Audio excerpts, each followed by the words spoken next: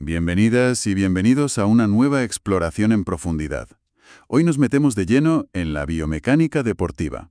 Vamos a analizar un movimiento que es, crucial en muchísimos deportes: el cambio de dirección, el famoso COD.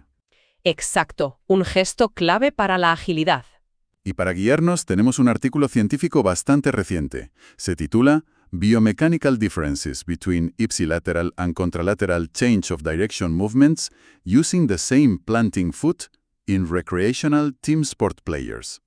Un título largo, pero muy descriptivo de lo que vamos a tratar.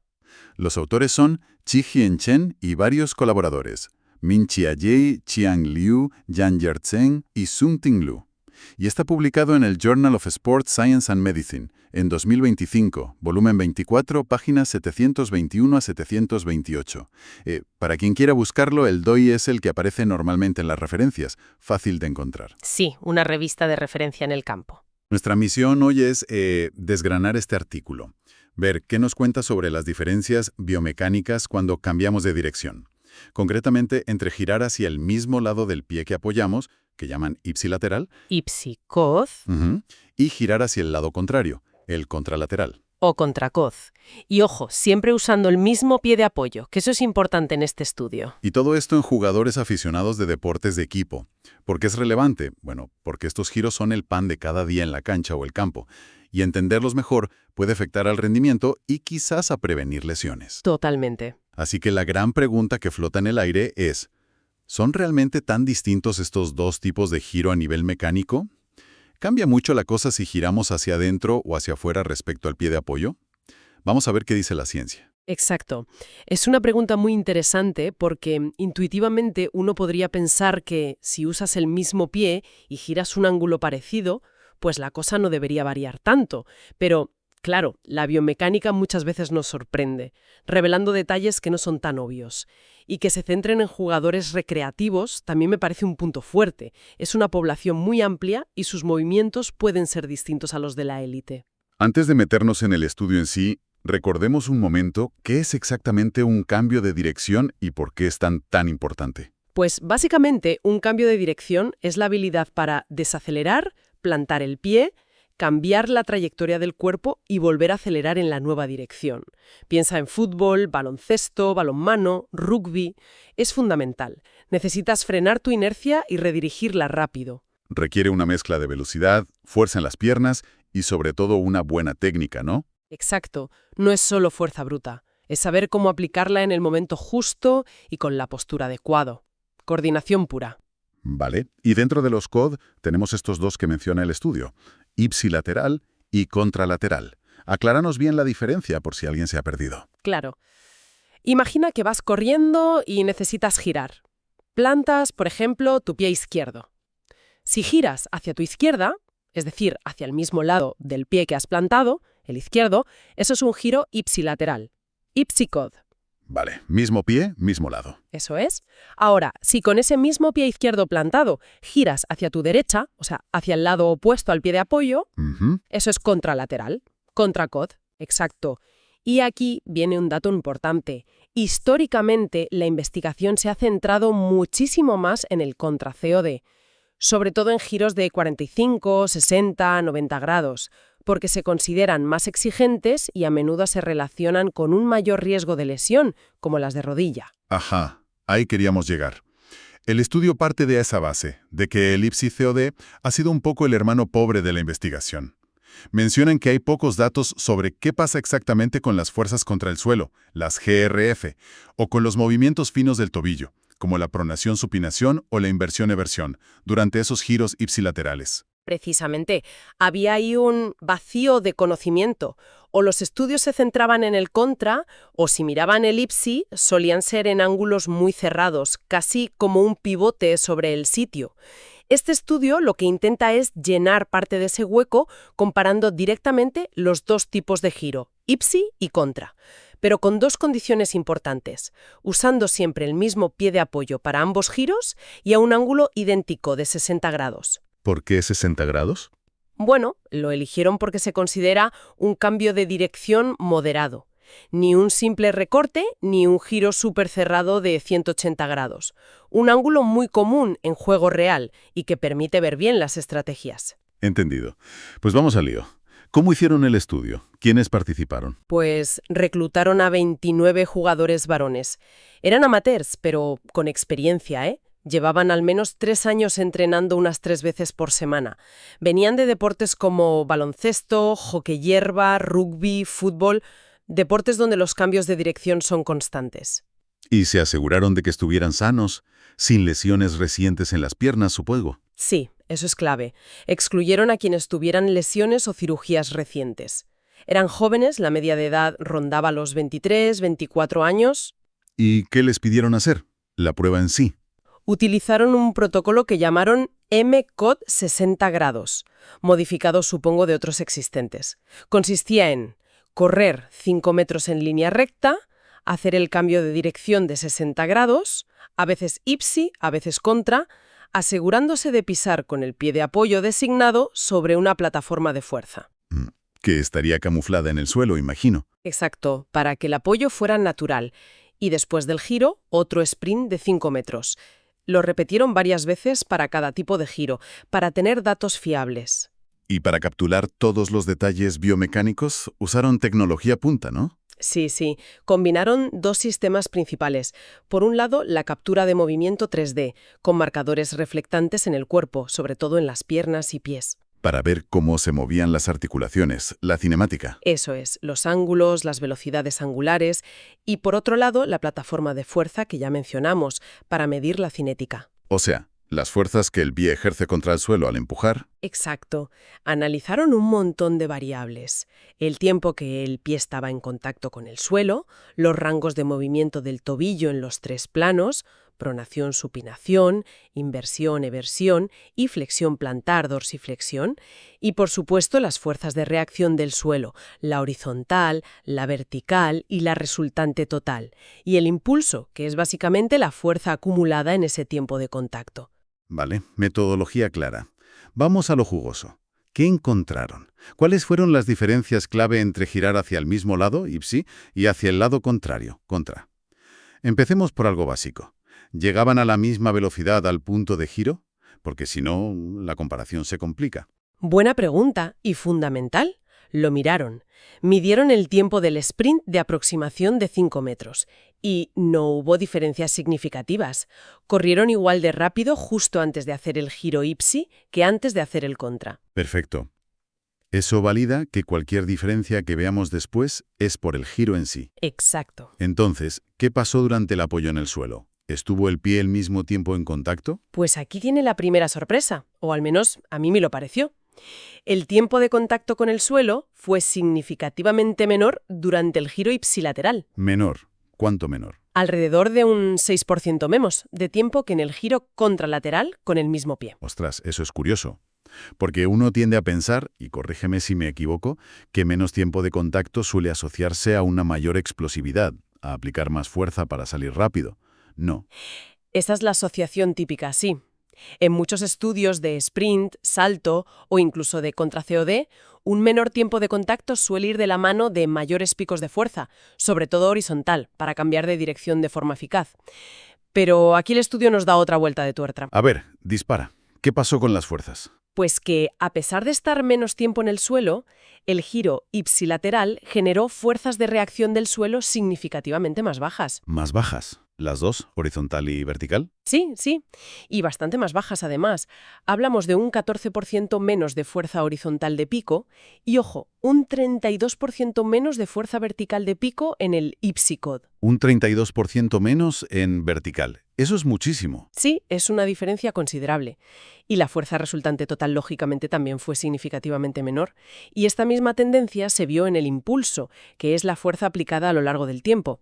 También fue menor en el ipsicod en todas las direcciones, horizontal, vertical y resultante. A ver si lo he entendido bien, porque es un poco antiintuitivo. En el giro ipsi, el pie está menos tiempo en el suelo, pero aplica menos fuerza contra él. Exactamente. Menos tiempo y menos chicha, por decirlo de alguna manera. ¿Y cómo se explica esto? ¿Qué dicen los autores? Porque rompe un poco la idea de menos tiempo igual más fuerza. Pues sugieren que la clave no está solo en la cantidad de fuerza, sino en cómo se ejecuta el movimiento.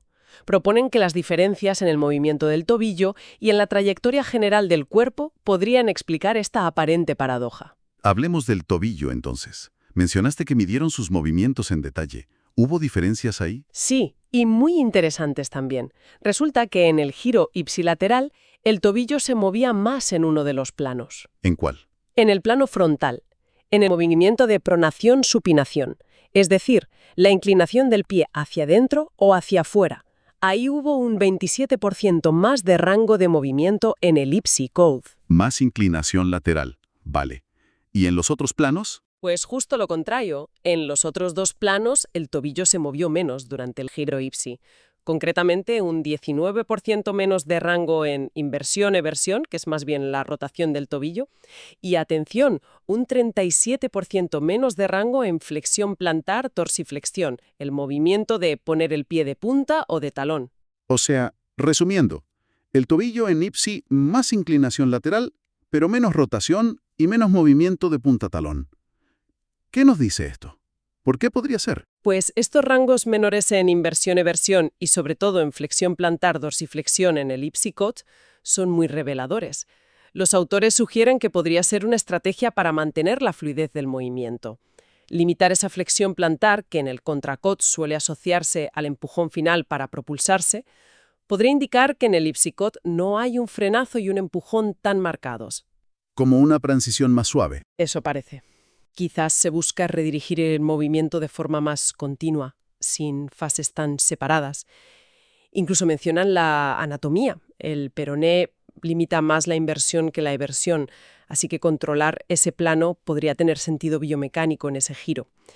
En definitiva, estos patrones distintos de movimiento del tobillo implican que la forma de aplicar fuerza al suelo es diferente. Y antes mencionaste también la trayectoria del movimiento. ¿Vieron si los jugadores hacían el giro de forma distinta, más curvo o más cortante? Sí, y esto conecta perfectamente con lo del tobillo y las fuerzas. Observaron que, en general, la ejecución del ipsicot tendía a ser más redondeada, como si trazaran una curva más suave. Mientras que el contracod, El contracot, incluso con el mismo pie y ángulo, solía ser más angular, más como un corte, un cambio de dirección más brusco. Y esa trayectoria más suave del ipsi podría explicar lo que vimos antes. Exacto. Podría explicar tanto el menor tiempo de contacto, si la curva es más abierta, no necesitas clavarte tanto tiempo en el suelo para girar, como las menores fuerzas de impacto. Es como si el cuerpo eligiera una estrategia de menor estrés mecánico en ese giro.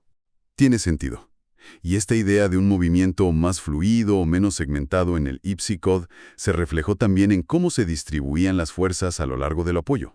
¿Vieron esas fases típicas de frenado y propulsión? Muy buena pregunta, porque es otro hallazgo clave que se ve muy bien en los gráficos de fuerza vertical del artículo, en la figura 2 para quien lo consulte.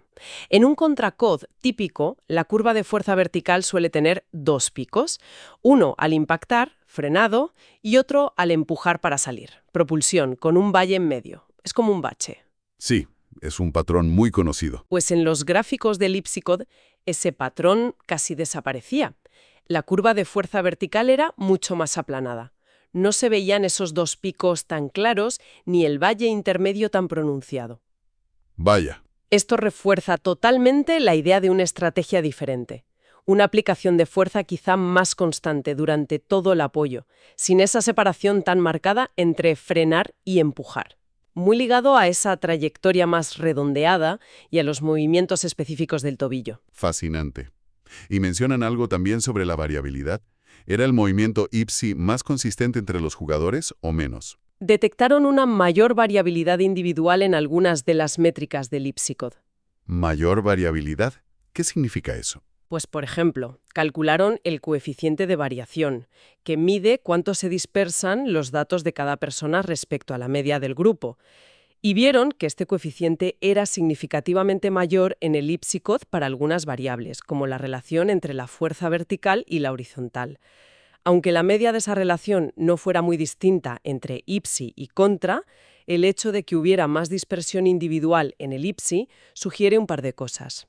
A ver, O bien los participantes usaron estrategias más diversas para hacer ese giro, quizás porque es un movimiento menos entrenado o menos estandarizado en sus deportes. O bien, el propio movimiento ipsilateral es inherentemente más variable, más difícil de ejecutar siempre igual, incluso en un entorno controlado de laboratorio. Exacto.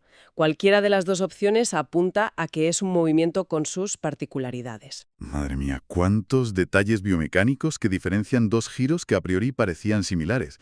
Si juntamos todas las piezas del puzzle, ¿cuál es el mensaje para llevarse a casa? ¿Qué implicaciones prácticas tiene todo esto para un deportista, un preparador físico, un fisio? Pues la implicación principal, y creo que es muy clara, es que no podemos tratar ambos giros como si fueran lo mismo en el entrenamiento o la evaluación. No podemos asumir que si entrenas mucho el cambio de dirección contralateral, que es lo típico en muchos test de agilidad, vas a mejorar igual en el ipsilateral, o al revés. Porque son biomecánicamente diferentes. Exacto. Exigen cosas distintas al cuerpo, diferentes fuerzas, diferentes movimientos articulares, sobre todo en el tobillo, y probablemente estrategias neuromusculares distintas. Así que si queremos desarrollar una agilidad realmente completa que sirva para todas las direcciones que exige el juego real, el entrenamiento debería incluir y trabajar de forma específica ambos tipos de giros. O sea que la dificultad o las características de un cambio de dirección no dependen solo del ángulo que giras, sino también de si lo haces hacia el mismo lado del pie de apoyo ipsi o hacia el contrario, contra. Básicas de dificultad se basaba mucho en el ángulo, 90 grados más difícil que 60 grados, que a su vez es más difícil que 45 grados. Este estudio nos dice, ojo, que a igualdad de ángulo, aquí 60 grados, la condición ipsilateral tiene un perfil biomecánico propio, único, y no es solo la versión en espejo del contralateral. Esto añade una capa de especificidad que es importante tener en cuenta al diseñar entrenamientos o al interpretar resultados de tests. Y quizás también al pensar en prevención de lesiones, ¿no? Si las cargas son distintas. Podría ser, si un tipo de giro carga más ciertas estructuras o lo hace de manera diferente, entenderlo podría ayudar a identificar patrones de riesgo o a diseñar ejercicios preventivos más enfocados. Pero eso ya es especular un poco más allá de este estudio concreto. Entendido. Bueno, hagamos un resumen rápido para que las ideas clave queden claras. La gran conclusión de este trabajo es que los giros ipsilaterales y contralaterales, incluso usando el mismo pie y al mismo ángulo de 60 grados, son bichos biomecánicamente distintos. Eso es. El ipsecod se caracteriza por menor tiempo de contacto con el suelo, Sí. pero sorpresa, menores fuerzas de reacción del suelo vertical y horizontal y menor impulso. Correcto. Y esto parece que va de la mano de un movimiento diferente del tobillo, más pronación, supinación, menos inversión-eversión y flexión plantar-dorsiflexión, y de una trayectoria de giro más redondeada, más fluida, sin esas fases tan marcadas de frenado-propulsión del contracod. Lo has clavado. No son simétricos, no son intercambiables en términos de cómo los ejecuta el cuerpo, y por eso este estudio es valioso. Arroja luz sobre el ipsicod, que estaba un poco olvidado, y propone una metodología, el MCOT, para seguir investigándolo. Lógicamente, como toda investigación, tiene sus limitaciones. Se hizo con jugadores recreativos, varones, en un laboratorio, y solo a 60 grados. Habría que ver si pasa lo mismo en chicas, en élite, en otros ángulos. Exacto. Se necesita más investigación para generalizar estos hallazgos, pero la base que sienta es muy sólida e interesante. Y como reflexión final para quienes nos escuchan, si este giro ipsilateral es tan peculiar, con esa aparente menor exigencia de fuerza, esa trayectoria más suave, esos movimientos de tobillo tan específicos, ¿no estaremos pasando por alto algo importante si no lo entrenamos específicamente? ¿Podría haber ahí una clave oculta para mejorar la agilidad o incluso para prevenir ciertos problemas simplemente por asumir que todos los giros son parecidos? Es una muy buena pregunta para dejar en el aire. Quizás hay un potencial ahí que no estamos explotando del todo. Pues ahí queda esa reflexión. Y para quienes quieran profundizar mucho más, ver los gráficos, los datos exactos, les recomendamos buscar el artículo original. Recordamos el título: Biomechanical Differences Between Ipsilateral and Contralateral Change of Direction Movements, de Chen y su equipo, publicado en el Journal of Sports Science and Medicine en 2025. Una lectura muy recomendable si interesa el tema. Y por supuesto, como siempre, les animamos a seguir nuestro canal, a activar las notificaciones para no perderse futuras exploraciones como esta, donde intentamos acercar la ciencia del deporte de forma comprensible. Eso es. Muchas gracias por acompañarnos y hasta la próxima.